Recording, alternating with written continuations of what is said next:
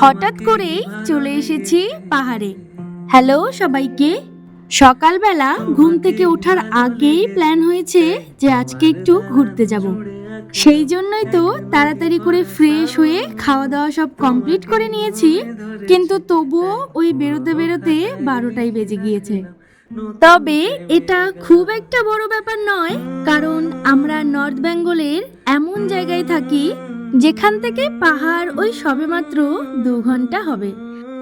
আর বাড়ি থেকে তো খেয়েই বেরিয়েছি, তাই আর হাবিজাবি কিছু না নিয়ে রাস্তায় যেতে যেতে এই ফ্রেশ ডাবগুলো চোখে পড়লো, সেটাই একটা নিয়ে নিয়েছি। আর সেটা খেতে খেতে বান্ধবীর জন্য অপেক্ষা করছিলাম।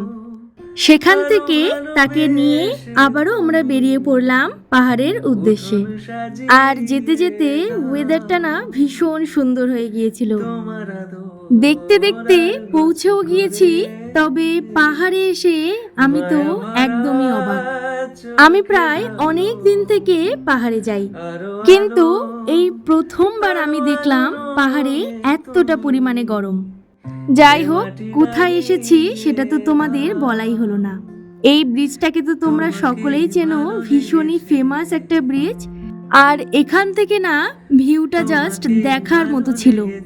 তারপর তো পাহাড়ের এই ফেমাস মোমো, যেটা না খেলে বোধহয় পাহাড়ে আমার ঘোরাই সম্পূর্ণ হবে না, তাই মোমো নিয়ে নিয়েছি। তবে আমি আর বাইরে বেরোইনি, তোমাদের তো বললামই বাইরে ভীষণ পরিমাণে গরম। মোমো টোমো খেয়ে তারপর কিছু ফটো ভিডিও তুলে নিয়েছি। আর এখন আর বেশি দেরি করা যাবে না, বাড়ির পথে রওনা দিলাম।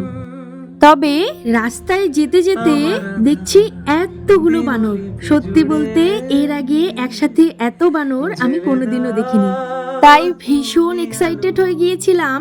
আর এক্সাইটমেন্টের চোটে আমি তো খালি পায়ে গাড়ি থেকে নেমে পড়েছিলাম। আর আমাদের কাছে 2টো পপকর্নের প্যাকেট ছিল, সেটাই তাদের খেতেও দিয়েছিলাম। তবে আসার সময় খুব একটা ভিডিও করিনি, ভীষণ টায়ার্ড লাগছিল, তাই বাড়ি এসে সবার ফার্স্ট ফ্রেশ হয়ে একটু স্কিন কেয়ার করে নিচ্ছিলাম। তবে চুলের অবস্থা তো একদমই বেহাল। আর আসার সময় তো লিচু নিয়ে এসেছিলাম, সেটাই খেতে খেতে আজকের ভিডিওটাও শেষ করছি। তাহলে চলো আজ আসি, টাটা।